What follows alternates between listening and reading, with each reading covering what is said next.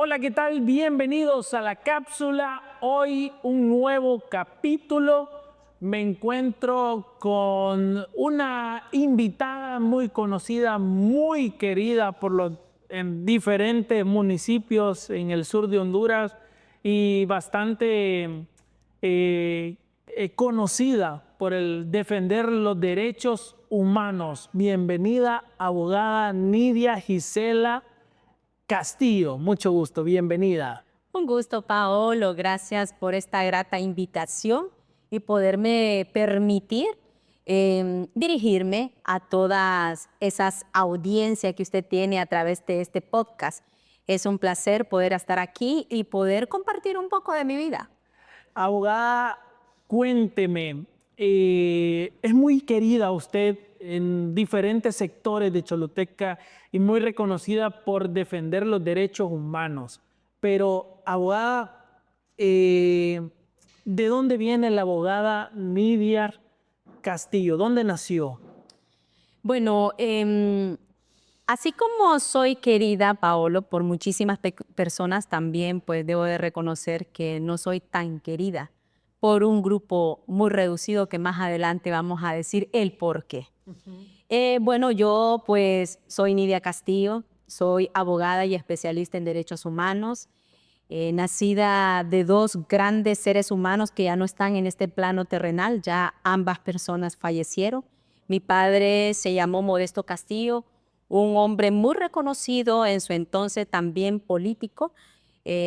Recuerdo que hubo un tiempo, creo que antes del huracán Mitch, mi papá se postuló como candidato a alcalde por el movimiento Rosenthal y muy querido por varios sectores, especialmente por el sector campesino, porque él desde la edad de 15 años, 16 años, empezó a trabajar fuertemente en la parte organizativa y movilizativa para promover y también generar esos espacios de reivindicación de derechos humanos como son el derecho a la tierra.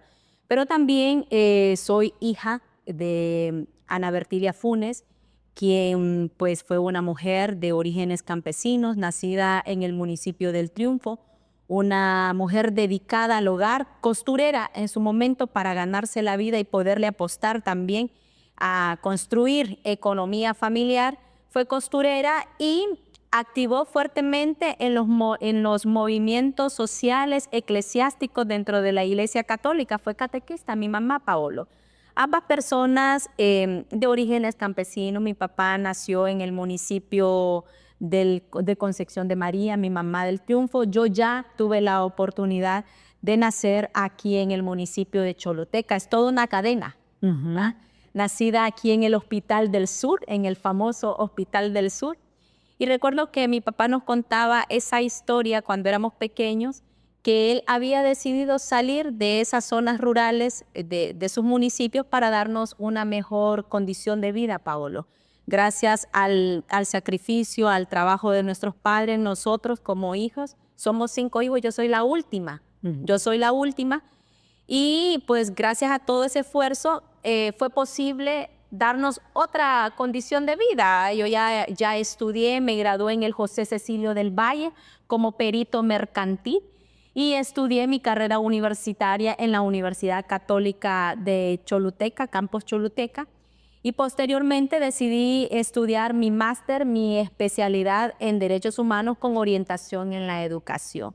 Y así he venido trabajando fuertemente el tema de los derechos humanos, a tal grado, Paolo, que logramos fundar una organización en el año del 2017, en el marco de la crisis postelectoral.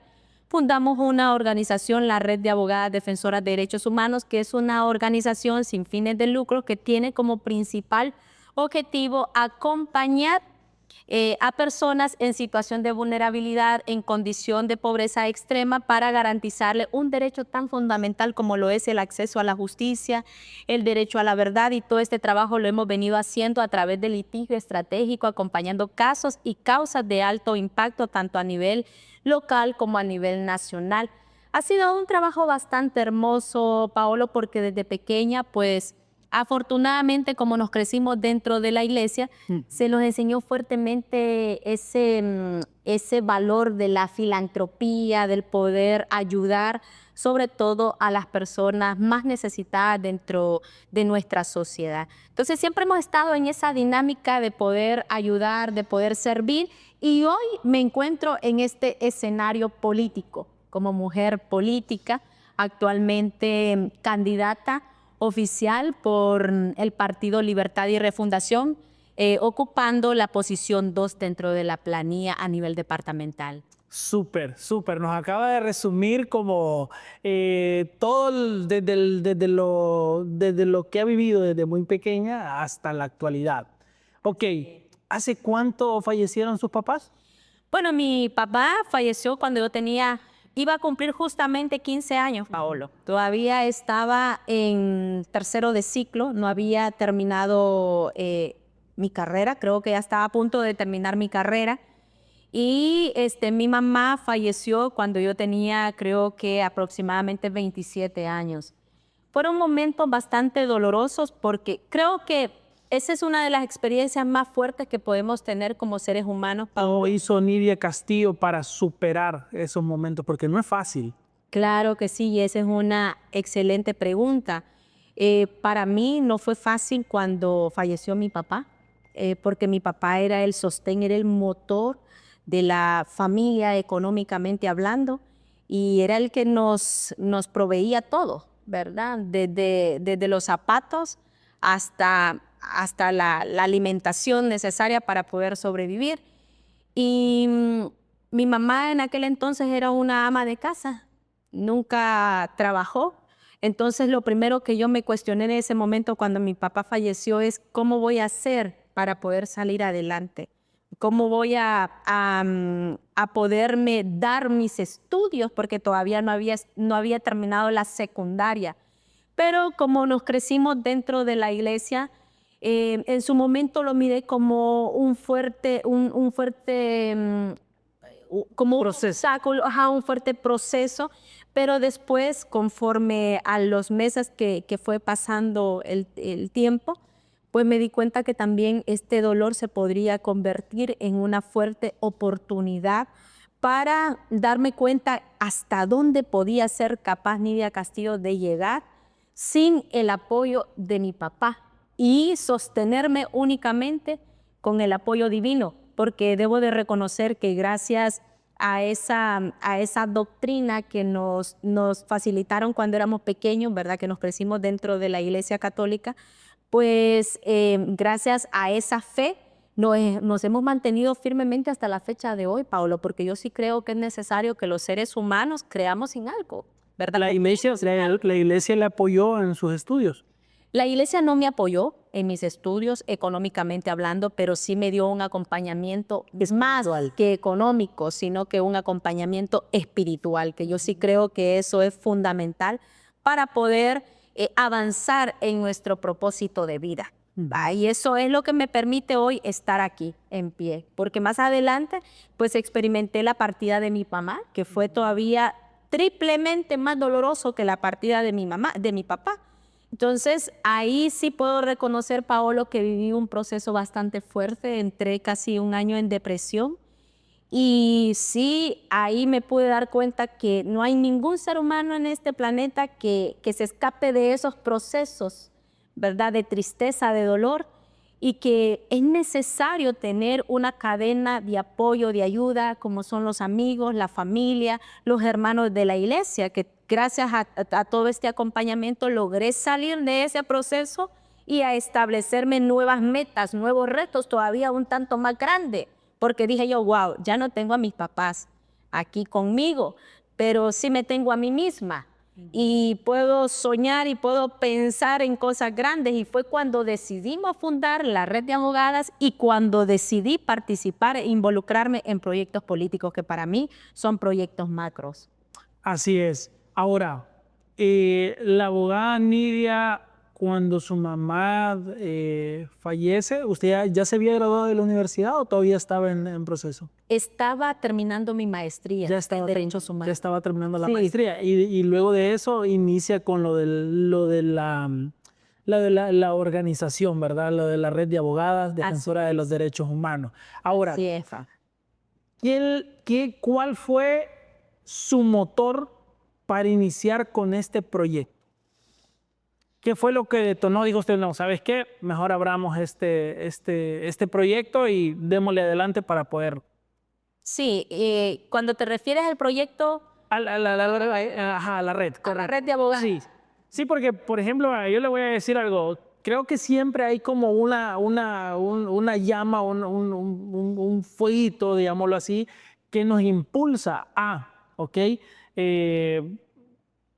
Por ejemplo, vaya, le puedo mencionar mi caso. Abrimos Llego a raíz de la pandemia. O sea, estaba todo Choluteca, todo Honduras, todo el mundo paralizado. Nos dimos cuenta de que estaba la necesidad de que la gente necesitaba comunicarse, necesitaba adquirir diferentes productos y nace ese proyecto. Entonces, ¿cómo inició el proyecto, la organización de la red de abogadas? Excelente. Bueno, eso tiene una motivación principal y fue precisamente en el 2009, Paolo, en el marco del golpe de Estado. ¿Qué significa el golpe de Estado? Bueno, es todo un proceso de interrupción política ante un gobierno debidamente electo, democráticamente hablando, ¿verdad? Todos recordamos que en el 2009 el gobierno de Manuel Zelaya Rosales fue interrumpido violentamente para imponer un gobierno de facto. Y a raíz de eso, Paolo, ese contexto para mí me generó un fuerte impacto. ¿Por qué? Porque yo en ese entonces estaba estudiando Derecho y recuerdo que estaba recibiendo las clases de Derecho Constitucional, Derecho Político. Y en esas clases se nos hablaba mucho acerca de los golpes de Estado, la historia, porque Honduras tiene su historia, ¿verdad? Y nosotros venimos de dictadurías históricas, ¿verdad? En la década de los 80, todo el tema de las personas desaparecidas, gobiernos militares que en su momento estuvieron conduciendo los destinos de nuestro país, etcétera. Pero yo nunca me imaginé que de pronto yo podía ser parte o podría vivir una experiencia como esta, porque yo solamente me estaba quedando con lo teórico. Yo dije, no, ya a este tiempo, 20 años, Honduras avanzaba en temas de derechos humanos. Nunca me lo imaginé, ¿verdad? Cuando surge lo del golpe de Estado, a mí me movió totalmente y empecé a pensar, a analizar y a reflexionar todas las implicaciones que contraería esa situación. Y también me hice una pregunta, ¿qué puedo hacer en relación a ello, Paolo? Porque yo sí creo que toda crisis trae una oportunidad. Exacto. Entonces yo dije, en medio de toda esta situación compleja, política y económica, social que está viviendo nuestro país, yo tengo que hacer algo. Y recuerdo que en el año del 2010 me nombran a mí como presidenta del Comité de Derechos Humanos departamentalmente. Y empecé a acompañar procesos de negociación, de conciliación, empecé a acompañar procesos de denuncias contra personas defensoras y defensores de derechos humanos que en ese momento estaban manteniéndose en resistencia para exigir la reivindicación de los derechos democráticos en nuestro país. Y eso me generó mayor conciencia social sobre la realidad que Honduras estaba pasando, porque nosotros tenemos un problema fuerte, Paolo, y es que como país, la gran parte de nuestra población vive empobrecidamente. Correcto. ¿Va? Casi más del 70% de nuestra población vive en condiciones de pobreza. Entonces, recuerdo que más adelante, en el año del 2017, se da otro escenario, pero debo de decir que en el 2010 yo me graduó como abogada. Y a raíz de esta situación empiezo a llevar casos privados, pero también a acompañar casos gratuitos de personas que no podían pagar y que estaban siendo víctimas de violaciones de derechos humanos. Pero en el marco de la crisis postelectoral, Paolo, en el 2017, pues a raíz de toda esa situación, recordemos que la región sur fue una región bien particular. No sé si te acordás del fraude electoral del 2017, donde en Choluteca, el municipio de Choluteca se mantuvo más de 2 años en resistencia, exigiendo la reivindicación de los derechos democráticos, civiles y políticos. Pero más allá de eso, ya la sociedad ya no estaba exigiendo la reivindicación de esos derechos, sino que estaba exigiendo también al gobierno en su momento de que se respetaran los derechos económicos, sociales y culturales, porque estábamos pasando por fuertes situaciones complejas como el tema del desempleo, ¿verdad? El tema de la corrupción, que es sinónimo de pobreza.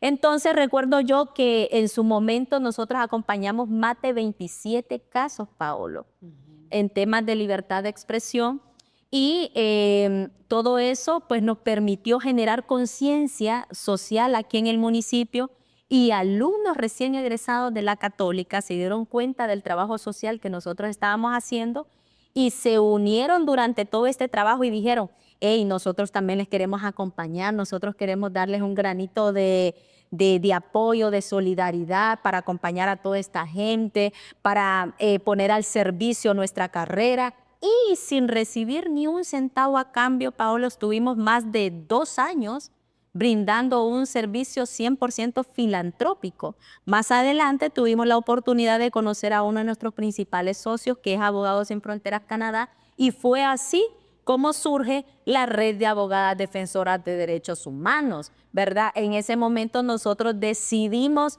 completamente pues aunar todos nuestros esfuerzos, todo nuestro trabajo a una organización porque ya no teníamos condiciones, Paolo, Sí. como para sostener un bufete privado, por ejemplo.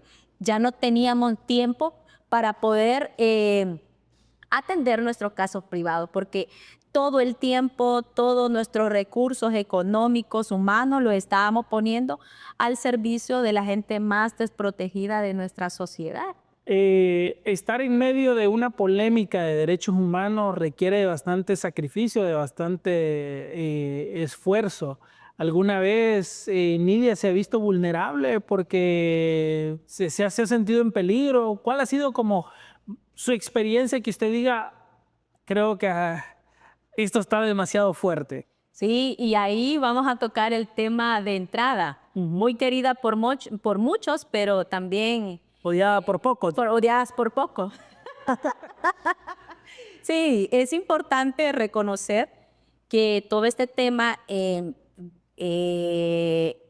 podríamos decir, emblemático, porque el trabajo que nosotros hacemos, Paolo, aquí en la región, es acompañar casos de alto impacto, casos emblemáticos que afectan a determinada población, determinadas comunidades y donde los principales implicados dentro de estos casos pues es el gobierno, la empresa privada, la población como tal.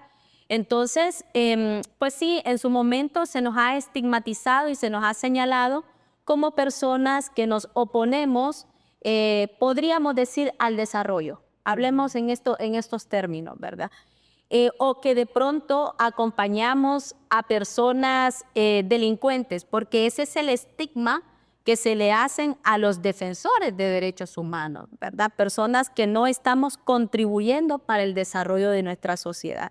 Ese es un estigma que históricamente se ha venido estableciendo, Paolo. Pero ¿por qué se maneja ese? A ese punto vamos a llegar.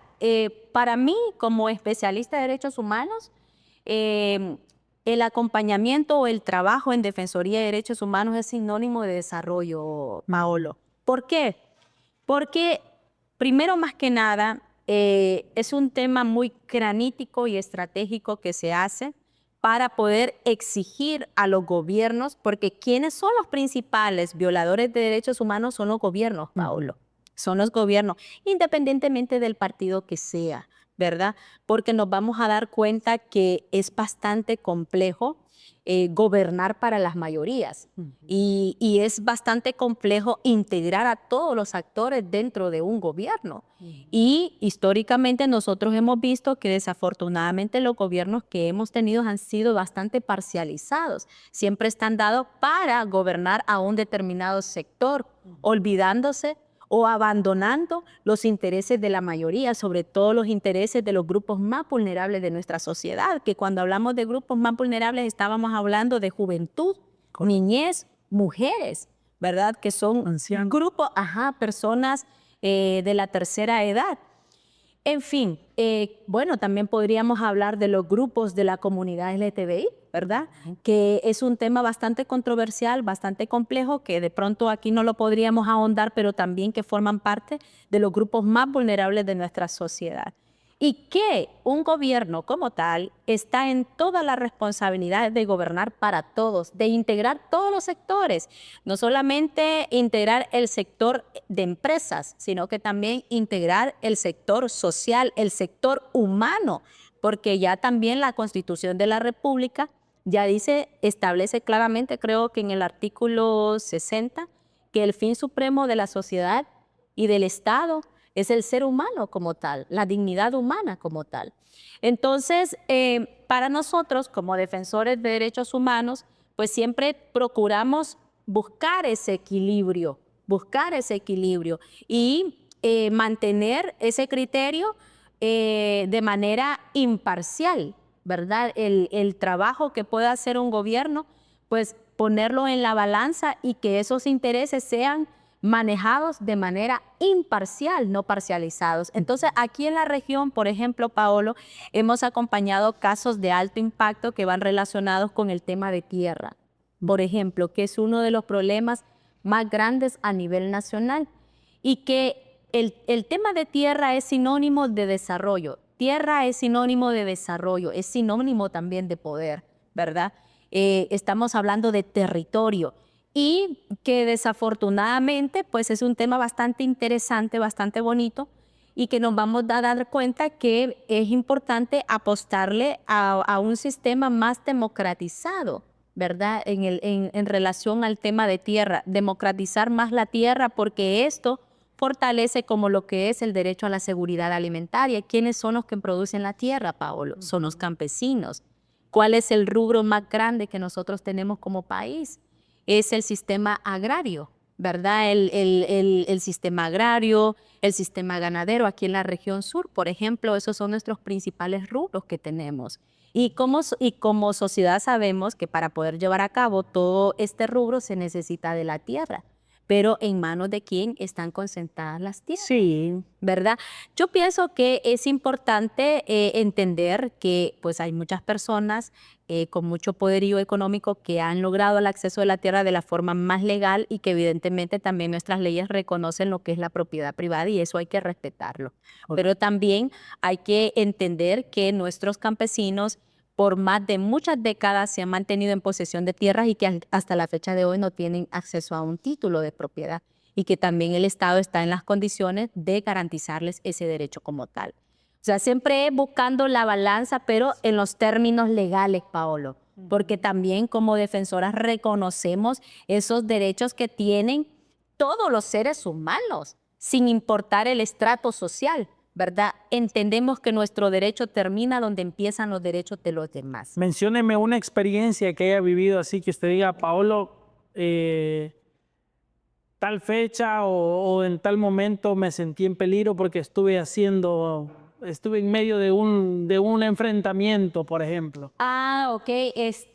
Bueno, en el año del 2018, Paolo, por ejemplo, en el año del 2018, cuando estábamos como país sumergidos en cuanto al tema de la crisis postelectoral, que acompañamos más de 27 casos, y donde dentro de esos casos, Paolo, que nosotros acompañamos, hubieron 2 casos que estaban involucrados altos mandos de las Fuerzas Armadas, y que a raíz del acompañamiento de esas denuncias que nosotros hicimos se frenó todo el ataque que en su momento hicieron las Fuerzas Armadas y las Fuerzas Policiales aquí en la región sur contra personas civiles, gracias a todo ese proceso de acompañamiento legal que se hizo aquí a favor de la ciudadanía. Entonces, recuerdo que para ese entonces, a raíz de esas denuncias que se acompañaron, pues evidentemente nosotras tuvimos, y digo nosotras porque no solamente yo, sino que también otras compañeras,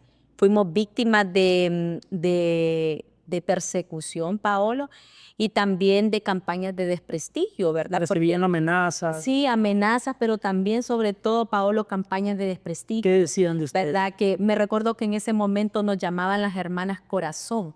¿Por qué las hermanas Corazón? Denia es mi hermana, que también forma parte de todo el trabajo social, y las dos somos miembros fundadoras de esta organización, la Red de Abogadas Defensoras de Derechos Humanos, pero recuerdo que varios medios de comunicación locales aquí empezaron a generar toda una campaña de desprestigio llamándonos las hermanas Corazones y las hermanas Puñaleras. ¿Pero a qué se referían con hermanas? ¿Con esos corazones? Como que nosotros estábamos actuando de manera bondadosa, pero aprovechándonos de las condiciones que estaban viviendo la gente, porque en ese momento, Paola, hasta se nos decía que nosotras estábamos recibiendo millones de los países europeos. Pero bueno, para acompañar exacto, para acompañar todo este trabajo social. Pero entendemos, Paolo, que cuando el caballo avanza, pues los perros empiezan a ladrar. Sí. Y eso es más que claro, son las experiencias con las que yo me he quedado en la vida, Paolo, porque en su momento, también en su momento como personas no hacíamos nada, ¿verdad? En su momento yo solamente estaba muy enfocada en mis estudios y mi vida como si nada, pasaba muy desapercibida. Pero cuando empezamos a hacer todo este trabajo social, todo este trabajo de alto impacto aquí en la región, porque hemos contribuido con el tema del acceso a la justicia, mejorar las condiciones económicas de las personas más empobrecidas de nuestra sociedad, que era lo que yo te decía, que los derechos humanos es sinónimo de desarrollo, pues empezaron a generarse todo este tipo de campañas de desprestigio, todo este tipo de hostigamiento, de persecución, de amenazas. Y me queda claro que el árbol, entre más frutos da, más apedrado es, definitivamente. Las hermanas Corazón pensaron en un momento tirar la toalla y dejar de lado este movimiento o este objetivo que habían agarrado de defender los derechos humanos. En ese momento que estaban recibiendo ese... Bueno, yo era la directora, Paolo, y como directora tenía que liderar el proceso y tenía que también mostrar mucha resiliencia y fortaleza. Jamás se me cruzó abandonar este trabajo, porque yo siempre he creído que cuando un ser humano hace cualquier actividad por convicción, Paolo, se mantiene firme y pueda venir las miles de adversidades, puede pasar los miles de problemas, ya sean personales o sociales, ¿verdad? De cualquier índole, pero cuando hay convicción, cuando se tiene bien claro de lo que se quiere hacer y de lo que se está haciendo, uno se mantiene firme. Y yo recuerdo que en su momento, porque tuvimos compañeras que salieron fuera del país, ¿verdad? Que fueron exiliadas, que hoy por hoy están fuera del país. En su momento nos sentamos como colectivos y hablamos en relación a esa situación que estábamos viviendo de complejidad, pero todas coincidíamos que lo más correcto era continuar con el trabajo que estábamos haciendo. Incluso, Paolo, en su momento corrimos el riesgo de perder el financiamiento, ¿verdad? Por el trabajo que estábamos haciendo, porque debemos de admitir que la cooperación a veces cuando se encuentra en un territorio muy complejo, muy conflictuoso, lo que hace es irse, ¿verdad? Porque ellos también buscan apoyar y colaborar cuando hay países, cuando hay gobiernos que demuestran la suficiente voluntad política de quererle apostar a una construcción de democracia, de ciudadanía, de desarrollo. Pero si de pronto ellos ven que hay demasiado conflicto, simplemente se van. ¿Les ofrecieron soborno en algún momento? Pues sí, no, definitivamente, Paolo, esa es una realidad, porque es una situación constante que se vive en nuestra sociedad, se da mucho en las instituciones estatales, con las empresas privadas corruptas también, con determinados sectores que andan buscando, ¿verdad?, de qué forma hacen prevalecer sus intereses muy mezquinos. Entonces, sí, de pronto tuvimos en su momento ciertas conversas con determinados actores, pero nosotras siempre hemos sido claras en este trabajo, Paolo, que como organización solamente somos un canal de acompañamiento. Yo ya no soy la directora, ahora la directora es la abogada Denia Castillo, pero que son políticas que siempre se mantienen firmes. Cuando yo fui directora, yo nunca permití hablar o negociar con ningún sector a espalda de las comunidades que representábamos, ¿verdad? Siempre todas las negociaciones, los diálogos que podríamos sostener, lo hacíamos con las víctimas, con nuestros representantes, ¿verdad? Nunca sostuve una reunión aparte o aislada que no fuera acompañada con las víctimas o con las comunidades. Esa fue una política que siempre mantuve, una por cuestión de ética y dos por cuestiones de seguridad, ¿verdad? Porque tampoco me podía exponer. Siempre he sido una mujer muy transparente en lo que digo y también en lo que hago. Y eso es lo que habla hasta el son de hoy, mi trabajo. La gente que me conoce sabe cómo hemos venido trabajando, cómo hemos venido acompañando a las comunidades y es una política que hoy por hoy pues así se maneja dentro de la organización. Le hemos visto en diferentes panoramas, en diferentes escenarios. Le hemos visto defendiendo los derechos humanos de las personas que, por ejemplo, en la zona de Namasihue, el tema de las plantas solares, el tema de las antenas, creo, invasiones, quema de Zacate Grande. La última vez que yo la vi, la miré en la toma aquí en la alcaldía. Creo que fue la última vez que los miré ahí Con los mercados. Con los mercados, con los mercados. Este trabajo es bien arriesgado. Estar en el ojo del huracán, hacer como la piedra en el zapato de los más interesados, que en este caso son los empresarios, algunos personajes políticos. Y la abogada Nidia se ha presentado en estos diferentes escenarios y la han reconocido mucho porque en su mayoría ha ganado los casos. Sí. Entonces, ahora ella está optando por una candidatura a diputada e incluso salió como uno de los diputados más votados de su movimiento, la segunda más votada. Sí. La segunda más votada. ¿Cómo se siente Nidia de recibir ese respaldo de su gente, de su partido? El pueblo no olvida, Paolo, y el pueblo sabe hacer justicia. Eso es muy importante saberlo. Yo siempre he creído que la sabiduría, la sapiencia radica en los pueblos. Hemos venido haciendo un trabajo en base a lo legal, Paolo, y en base a la justicia. Nosotros como abogados tenemos decálogos, tenemos 10 decálogos del abogado, y uno de esos decálogos, cuando apenas lo leí, se me quedó aquí, marcado en la cabeza. Y es que cuando entra en controversia el derecho y la justicia como abogados, tenemos que hacer prevalecer la justicia. Y en base a ese principio siempre ha sido mi accionar. apegado mucho a ese principio. Y es por esas razones que hemos tenido siempre resultados muy favorables.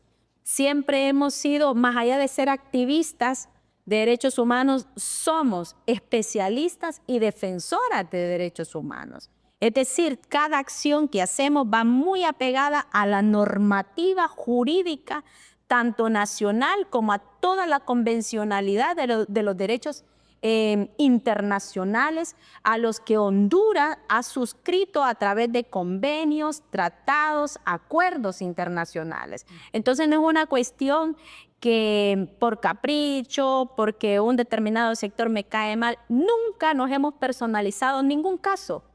Siempre procuramos tener excelente relacionamiento hasta con la otra parte opositora, pero entendemos que cuando la otra parte opositora se ve perdida, pues se llena de mucho odio, ¿verdad? Y se personaliza las cosas. Pero nosotras siempre hemos actuado desde lo legal y desde la justicia. Y gracias a ese trabajo que hemos venido haciendo, también desde lo correcto, es que tenemos el respaldo, el cariño y el apoyo del pueblo, Paolo. Donde yo vaya a cualquier municipio que yo llegue, cualquier comunidad, conocen a Nidia, se refieren muy bien de Nidia, pues me dicen la abogada, ¿verdad? Ahí viene la abogada. Unos me dicen la abogada defensora de los pueblos, de los pobres, etc. Pero yo, sinceramente, Paolo, me siento muy, muy agradecida con todo el respaldo, el cariño que hemos tenido de la población, porque yo sí creo que el pueblo sabe hacer justicia y lo hemos tenido reflejado en estos últimos años, el nivel de madurez que ha alcanzado nuestro pueblo, ¿verdad? La forma como ha venido construyendo democracia. No ha sido fácil avanzar en estos procesos, Paolo, porque los únicos que pueden generar cambios estructurales, sociales, culturales, civiles y políticos es la sociedad como tal. Los políticos, los abogados, solamente somos un simple instrumento para coartar y acompañar estos procesos, pero quienes generan esa fuerza de cambio es la sociedad como tal, es el pueblo como tal. Y evidentemente nuestra sociedad cada vez va trabajando más en esa parte de conciencia, de empoderamiento, de justicia, de democracia, en esa parte organizativa, movilizativa, porque se han dado cuenta y cada día se va dando cuenta el pueblo que la fuerza y el poder radica en la sociedad como tal, no en el político, sino que en la sociedad. Y de eso yo soy testigo. Mira lo que sucedió ahorita, como por ejemplo en estas elecciones primarias, ¿verdad? Y me voy a referir puntualmente a nuestro Partido Libre. Nosotros actualmente tenemos 3 diputados que nos están representando en el Congreso Nacional y la base política del partido como tal, pues no se sintió contenta con el trabajo que han hecho los políticos. Quieren más y eso es bueno. Como sociedad tenemos que exigirle al gobierno que queremos que se nos respete y se nos garanticen nuestros derechos mínimamente, nuestros derechos fundamentales. Así es. ¿Verdad? Y a raíz de eso fue el castigo que yo me quedé completamente atónita. Dijeron que habían comprado votos, dijeron. Sí, no, que andaban repartiendo billetes los del POR. Tengo de reconocer que siempre hay ovejitas negras dentro de los partidos políticos, porque eso lo reconozco, Paolo. Siempre hay ovejitas negras dentro de todos los partidos políticos. Quizás alguno de ellos sí lo hizo, ¿verdad? Porque evidentemente sí hay gente mañosita, no lo puedo negar. Pero en su mayoría, en su gran parte, el proceso que se vivió aquí en el departamento de Choluteca fue un proceso bastante limpio, bastante estratégico, como por ejemplo nosotros que formábamos parte del movimiento Pueblo Organizado en Resistencia, liderado por Enrique Arias, el esposo de Rixi Moncada, pues es un hombre estratégico, Paolo. Tiene más de 50 años de trabajar en política, creo que como 2 veces ya fue diputado dentro del Congreso Nacional. Y no puedo obviar que el trabajo que hizo dentro del movimiento fue supremamente organizativo, movilizativo y estratégico, y que eso dejó mucha lección para los otros movimientos. pero que más allá de ese trabajo que se hizo, queda reflejado que como base, que como sociedad estamos avanzando, madurando estos procesos políticos, Paolo, porque la gente ya no quiere lo mismo, la gente quiere políticos responsables, comprometidos y claro, con capacidad, Paolo, porque un congresista no solamente está dado para implementar o gestionar proyectos, es que tiene que crear leyes, es que tiene que generar leyes, reformas, derogaciones de leyes, de decretos, que eso no lo hizo ninguno de nuestros diputados. Y me voy a referir puntualmente a nuestros diputados, pero ojo, a nivel de departamento son 9 diputados. Sí. Son 9, pero me refiero puntualmente a nuestros diputados y de la experiencia que vivimos como partido. Y eso a mí me alegra muchísimo porque la sociedad va entendiendo cada día cuál debe de ser la dinámica de un político, más allá de ser una figura que hable bonito, que discurse bonito, la gente quiere una figura que actúe de la manera más correcta y que se sepa proyectar de la forma más correcta, sobre todo con las sociedades y los grupos más vulnerables de nuestra sociedad.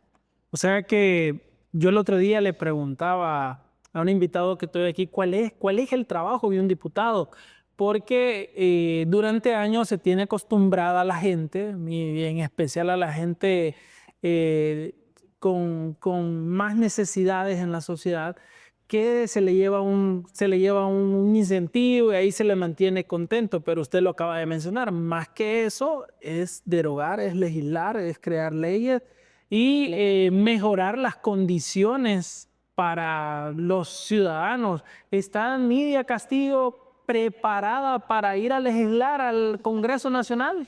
Paolo sale con excelentes preguntas. Por supuesto, Paolo, yo en el 2017 me sometí a un proceso donde fui víctima del fraude electoral. Creo que a raíz de eso fue que me empoderé muchísimo de todo este trabajo legal de acompañamiento a personas que se mantuvieron en resistencia, porque yo fui víctima del fraude electoral, Paolo. Yo participé en el 2017 y entré en la novena, porque aquí son 9 diputados a nivel del departamento. Yo fui la novena diputada que entró dentro de los 9 a nivel del departamento. Pero cuando se cayó el sistema, a mí me sacaron y metieron a una compañera nacionalista. Entonces, ¿qué pasó? En ese momento, de pronto, cualquiera creyó verme derrotada, creyó verme llorando, ¿verdad? Lamentando la situación. Debo de reconocer que fue un momento muy doloroso para mí, Paolo, porque fue una inversión de tiempo y de dinero la que hice. Pero también admito que soy una mujer de fe y que todo llega en el momento indicado, en el momento oportuno. Quizás en ese momento yo dije, probablemente no esté lo suficientemente capacitada para legislar, y a mí sí me gusta hacer las cosas bien, Paolo.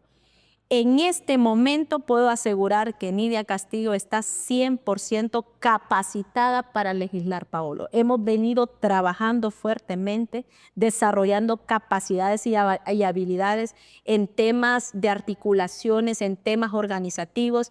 Conozco las realidades que vive nuestros 16 municipios del departamento de Choluteca. Las tengo bien identificadas y a raíz de todo este trabajo que hemos venido haciendo en temas de justicia, en temas de desarrollo, en temas de incidencias políticas, a raíz de todo esto he elaborado ya propuestas de leyes, gestiones de proyectos que una vez que ganemos como candidata a diputada, va a ser un trabajo que vamos a hacer en el Congreso Nacional. Y ojo, estoy convencida que este trabajo no lo voy a hacer sola, porque evidentemente debo de reconocer que todo trabajo que nosotros pretendemos hacer que genere impacto social, Paolo, trabajo macro, necesitamos articularlo con diferentes sectores, ¿verdad? Y principalmente con la sociedad. Yo sí creo que mi trabajo, que tengo pensado llevarlo al Congreso Nacional, todo ese trabajo lo vamos a bajar, lo vamos a socializar, lo vamos a articular y lo vamos a mover con todos los sectores implicados, ya sea con la empresa privada, ya sea con la sociedad civil organizada, ya sea con las instituciones estatales, etcétera. Porque sí pienso hacer un trabajo muy significativo en temas de incidencia política y también en temas de organización y articulación, que eso para mí es básico, para poder concretar con todo este trabajo que tenemos pensado de momento. Enuméreme 3 propuestas que usted ya tenga en mente. Sí, bueno, primero, Paolo, para mí el sector mujer es fundamental, ¿verdad? El sector mujer. En el sector mujer tenemos pensado como primera propuesta reformar los artículos que van relacionados con los delitos contra las mujeres, muy vinculados en temas de violencia y en temas de derechos sexuales y reproductivos. Por ejemplo, para mí eso es básico. Mira lo que pasó ahorita en este contexto, ¿verdad? La situación que vivió la esposa de Edras Amado López. Ella manifestó justamente el día de hoy que tenía miedo sobre la denuncia pública que había hecho contra su esposo, porque estamos hablando de un hombre muy reconocido, Sí. de un hombre que así como el caso de ella, hay muchísimos casos que se mantienen en completo silencio y en completa impunidad. Y que no es necesario que la golpeen para recibir maltrato. Claro, Existen diferentes tipos de maltrato. existen diferentes tipos de Está maltrato. verbal, económico y físico. Es correcto. Entonces, ¿qué pasa? Que ella manifestó que tiene miedo porque se va a defender en un proceso donde su esposo está en completa libertad. Y claro, es que nuestra ley, Paolo, desafortunadamente con las últimas reformas que se hicieron en el Código Penal, que fue llamado por la misma sociedad el Código de la Impunidad, todos esos delitos quedaron en completa bagatela. O sea, son delitos donde las penas no son más de 3 años. Entonces, ¿qué pasa? Que una persona que ha golpeado fuertemente a su pareja puede defenderse en completa libertad, incluso puede salir del proceso sin ningún problema. Sí se puede. Claro que sí, sin ningún problema, porque son delitos conmutables. Entonces, a eso yo me refiero, que para mí la dignidad de una mujer tiene que reivindicarse, Paolo. El gobierno tiene esta deuda y tenemos que reivindicarle ese derecho a la mujer, de respetarle su integridad física, emocional. Y eso lo podemos lograr a través de generar reformas que le garantice a la mujer que su agresor va a estar debidamente castigado. Porque aquí en nuestro país, por ejemplo, el agresor es premiado. Sí. El agresor es premiado. Y no nos olvidemos que el problema de violencia contra la mujer es uno de los problemas más grandes que tenemos aquí. Sí, es que los procesos no se manejan de la manera correcta, porque también hay casos de mujeres que se autolesionan para ver a la persona encerrada, etcétera, ¿verdad? Sí. Entonces, pienso que los procesos también hay que cambiarlo y tener un poco más de investigación, no sé. O sea, Totalmente de acuerdo. incluso he platicado con diferentes fiscales que me han dicho, yo les he preguntado, porque es bien curioso, les pregunto, ¿cuál es la mayor debilidad del sistema? Los procesos. Incluso una persona que esté encarcelada puede salir si no se llevó a cabo un correcto proceso, por X razón. Totalmente de acuerdo. Entonces hay diferentes procesos que se deben de manejar. Claro que sí, Paolo. Y evidentemente hay una fuerte debilidad en el sistema investigativo y que por eso estos procesos quedan en completa impunidad.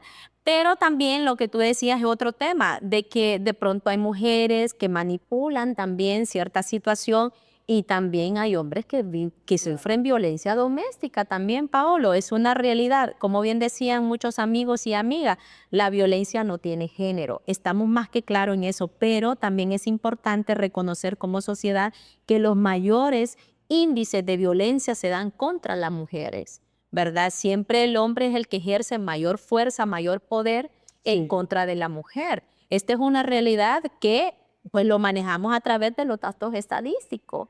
En el tiempo de la pandemia, o sea, la pandemia no era tanto el COVID-16, sino era la pandemia de la violencia contra la mujer. Ahí como sociedad nos dimos cuenta que la violencia contra la mujer sí era verdaderamente una pandemia y que se debía de generar condiciones, estrategia, un fuerte trabajo desde el gobierno para ir erradicando la violencia contra la mujer. Y una de ellas, a mi parecer, y lo llevo como propuesta, es generar reformas, específicamente en ese capítulo de las violencias contra las mujeres. Y otra de las propuestas, Paolo, que tengo siempre fortaleciendo el tema de género, es generar guarderías públicas, Paolo. El 52% de la población de nuestro país son mujeres, el 52%. Y gran parte de esta población son madres solteras. Desafortunadamente, las madres no pueden acceder a pagar una empleada privada porque no están en las condiciones de hacerlo. Y nos hemos dado cuenta que muchas de estas mujeres se limitan a trabajar porque no tienen quienes les cuiden a sus hijos. Entonces, para mí el tema de las guarderías públicas es fundamental, Paolo, ese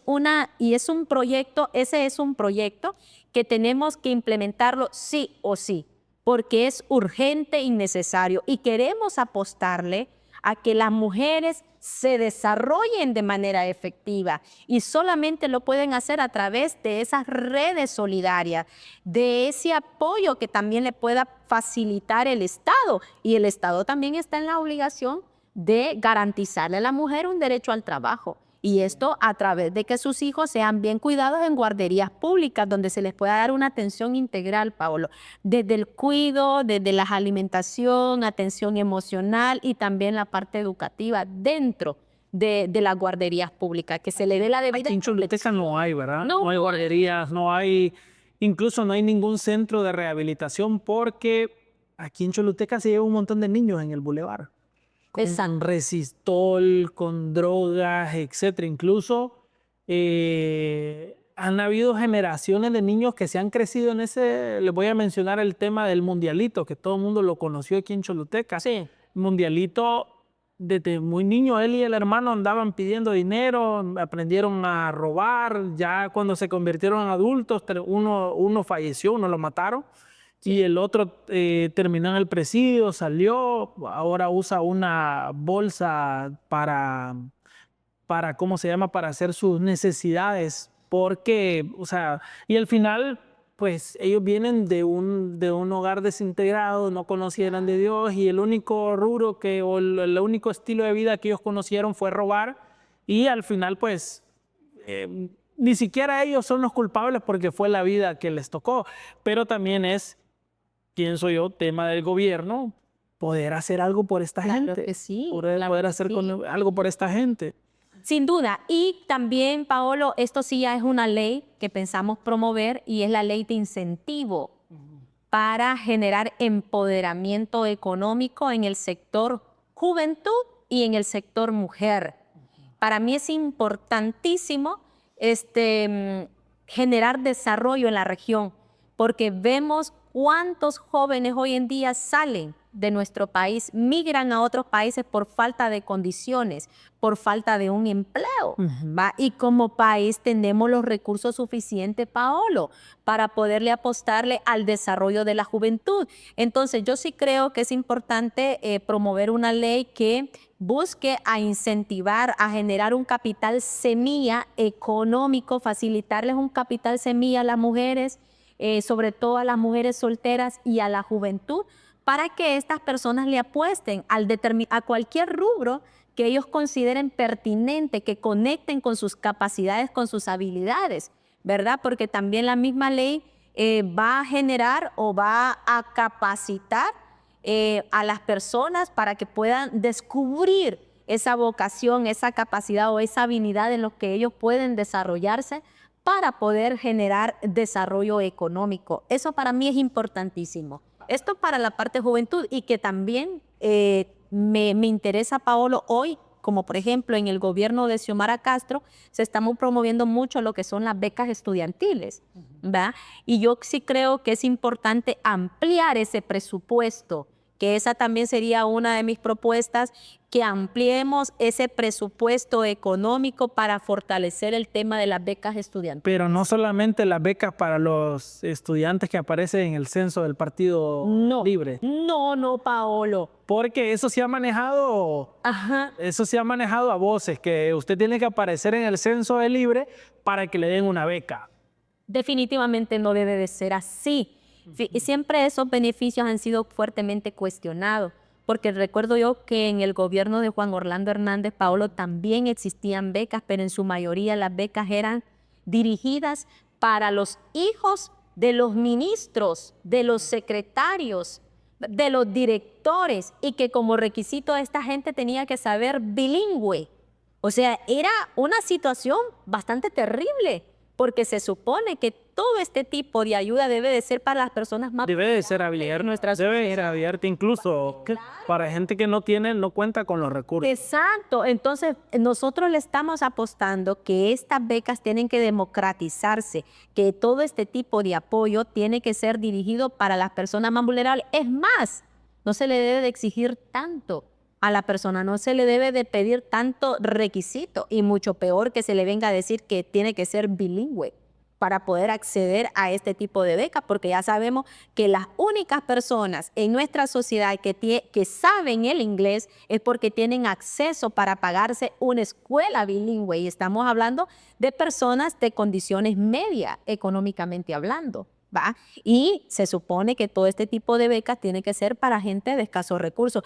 Ese es uno de mis otras propuestas, ¿verdad? De pedir la ampliación, porque sí he sido testigo de cómo muchos amigos, vecinos, y que no necesariamente, Paolo, son del Partido Libre, de eso puedo ser testigo yo, se han beneficiado con estas becas. Conozco varias amigas, como por ejemplo, que tienen a sus hijas estudiando en la Universidad Autónoma de Tegucigalpa, y que pues afortunadamente sus hijas están con ese tipo de becas que les permite cubrir ciertos casos. Claro. Entonces, a eso es que nosotros le queremos apostar, a seguir fortaleciéndole las capacidades académicas a nuestros jóvenes, porque sí queremos más población educada, Paolo. Ya queremos ir reduciendo esos niveles de alfabetismo en nuestro país, y apostarle a una población educada. Tenemos más propuestas, más proyectos que más adelante, quizá ahora en otro espacio, podríamos compartirles detalles. Sí, la abogada Nidia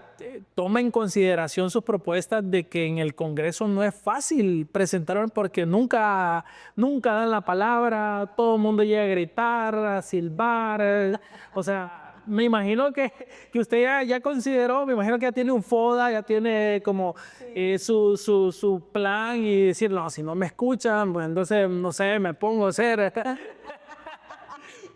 Porque es una dura realidad, es una realidad en el Congreso. Excelente. En el Congreso, o sea, uno puede llevar las mejores propuestas del mundo, uno puede llevar las mejores intenciones, pero si nunca le dan la palabra en 4 años, la meten en un cajón, y la abogada Nidia pudo haber tenido las mejores intenciones, pero nunca le dieron la palabra. Claro, claro que sí. O sea, una realidad en la que usted se puede enfrentar. Y más adelante, porque sí me gustaría compartirte más adelante que tenemos una propuesta de ley que yo sé que va a generar mucho debate dentro del Congreso Nacional, y es que fíjate que yo siempre pienso como ciudadana, yo no pienso como política, Paolo, y yo sí creo que nosotros tenemos que apostarle a mejorar las condiciones de nuestro país, pero también a reducir los altos niveles de corrupción.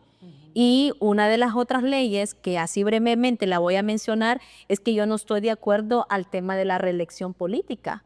O sea, yo sí creo que nosotros tenemos un tiempo de vida útil como persona en cualquier espacio que nos encontremos. Un político, para mí, Paolo, no se puede estar reeligiendo. Un político, para mí, debe de entender que tiene un determinado tiempo prudencial para poderle servir al pueblo.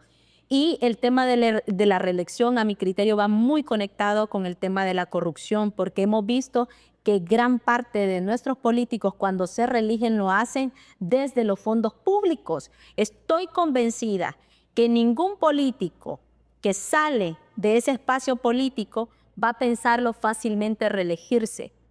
¿Por qué? Porque eso implica un costo de tiempo, pero también un costo económico. Claro. Y la mayoría de nuestros políticos fácilmente lo hacen porque tienen ahí los recursos económicos. Y yo sí le quiero apostar a una ley política alterna participativa.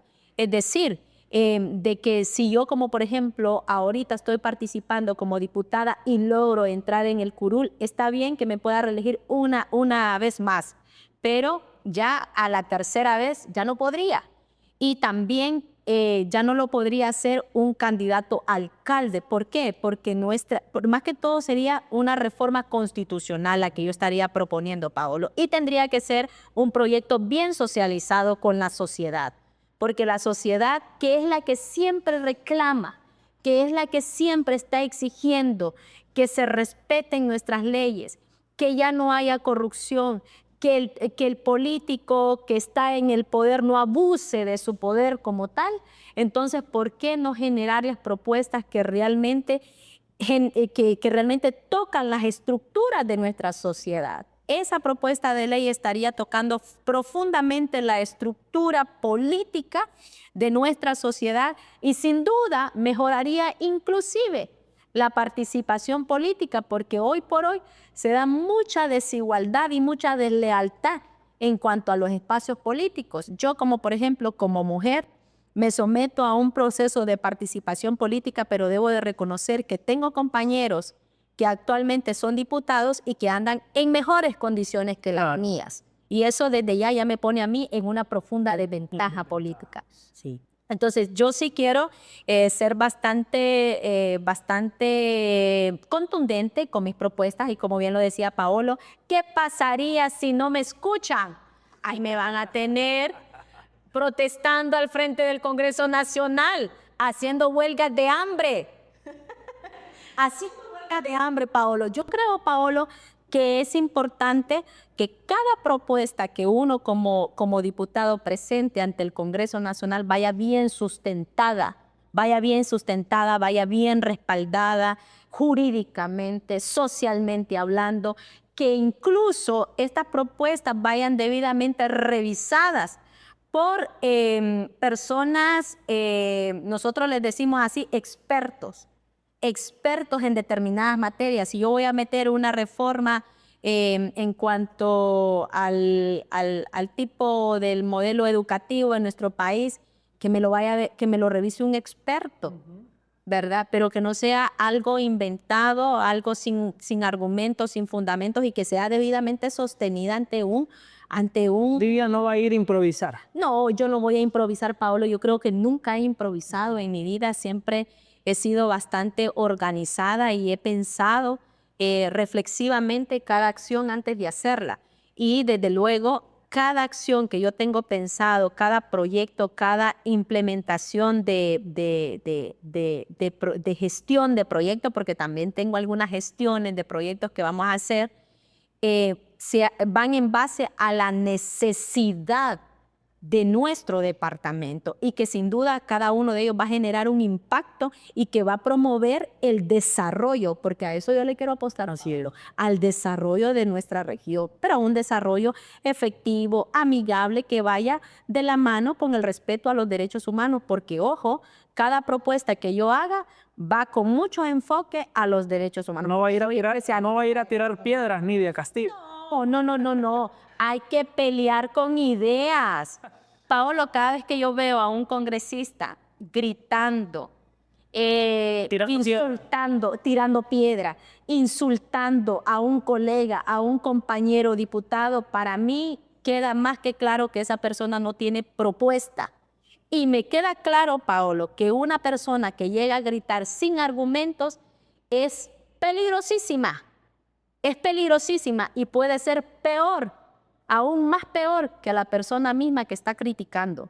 Entonces, yo sí creo que como congresista hay que llevar propuestas, hay que debatir con ideas, pero hay que hacerlo desde la altura, desde el conocimiento, desde la razón y también desde el ejemplo, porque hay muchas personas que quieren hacer cambio y ni tan siquiera han cambiado ellos, Correcto. ¿verdad? Hay personas que ni tan siquiera son ejemplo de dignidad. Entonces, ¿cómo van a ser escuchadas en estos espacios que emergen una serie de cabezas, de pensares, de ideas?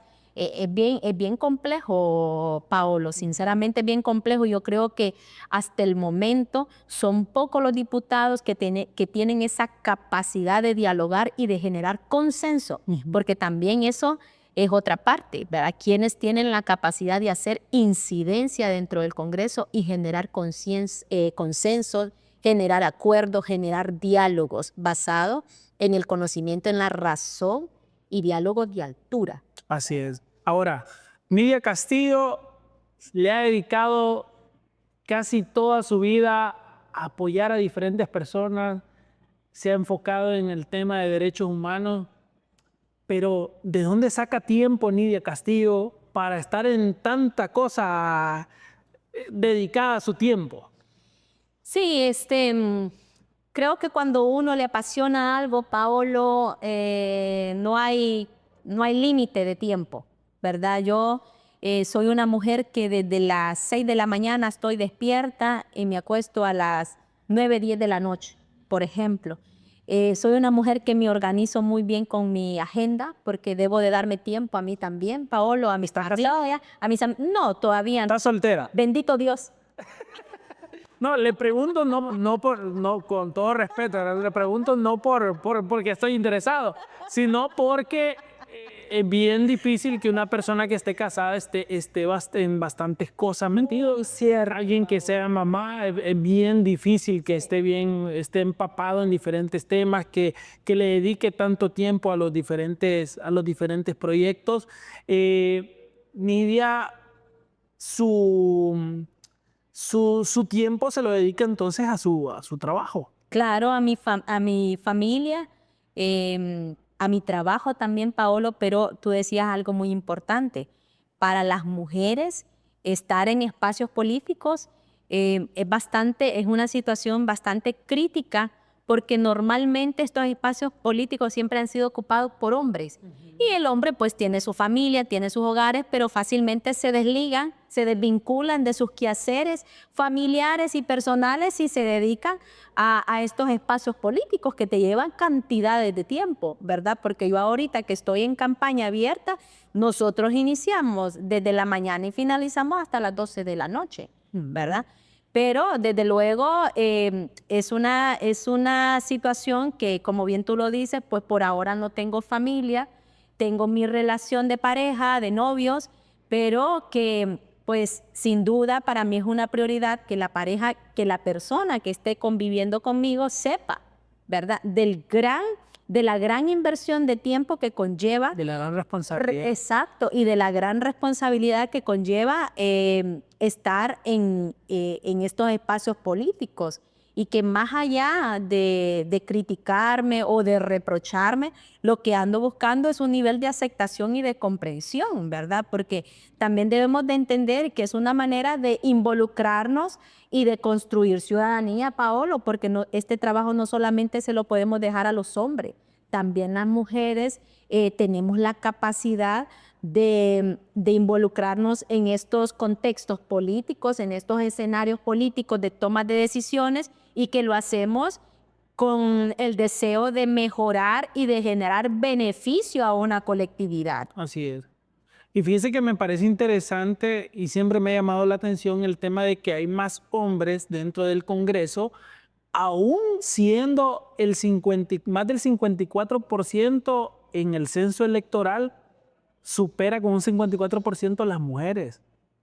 O sea, hay más mujeres votantes que hombres. Entonces, no sé si las mujeres se van porque el hombre se vea guapo en la foto o no sé qué es lo que pasa, ¿verdad? Porque no están votando, o sea, ¿me entiendes? Y es un censo que ahí está, pues. Sí, pero es que esto responde también, Paolo, a y lo digo con todo el respeto, ¿verdad?, que se merecen los hombres, pero todo esto responde a una sociedad altamente machista que nosotros hemos venido construyendo, tanto los hombres y que nosotras las mujeres también lo hemos venido acuerpando.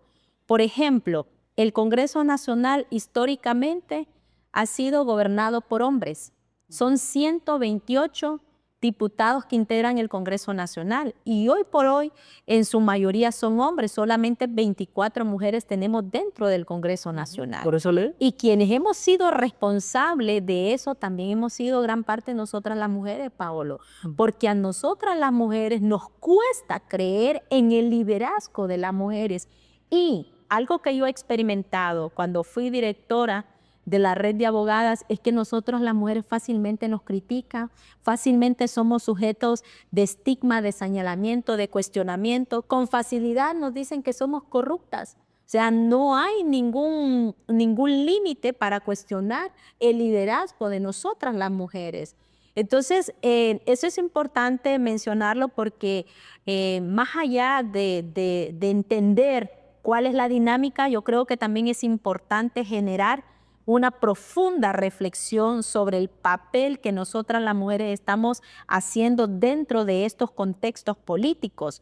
Porque, y voy a poner un ejemplo, Paolo, nuestra presidenta Xiomara Castro, por ejemplo, ¿qué es lo que se le ha venido diciendo a Xiomara? A Xiomara no la tildan como corrupta. Si tú te fijas, a Xiomara no la tildan como corrupta.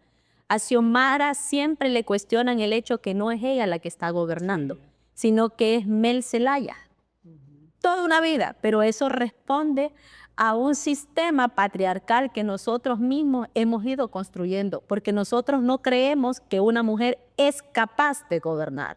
Entonces a Xiomara siempre se le viene diciendo, no, quien toma decisiones es Mel.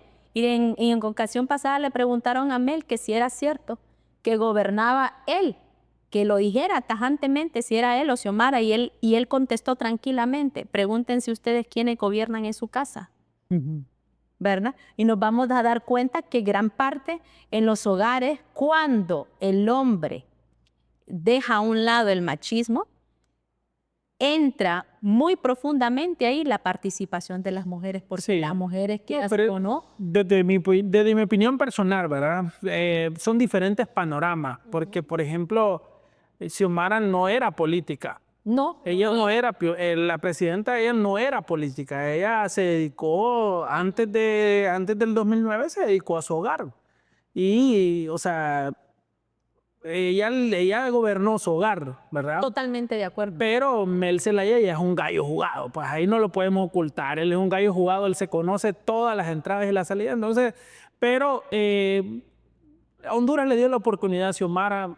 El tiempo se va a encargar de juzgarla, qué hizo bien, qué hizo mal. Lo importante aquí y el cual la invitamos hoy es para conocer más a Nidia Castillo. Ahora, Nidia Castillo es una mujer aguerrida, ¿ya?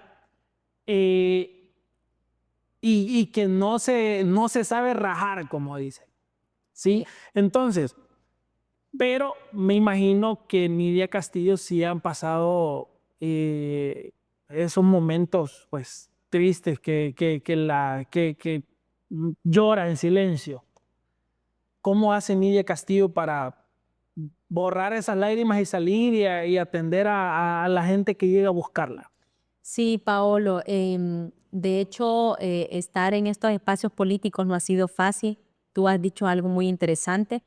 Hemos tenido fuertes decepciones, hemos sido también fuertemente cuestionadas por estar dentro de la política, porque la política pues se ha venido señalizando, ¿verdad? Se ha venido cuestionando de que la gran parte de los políticos en nuestro país son corruptos.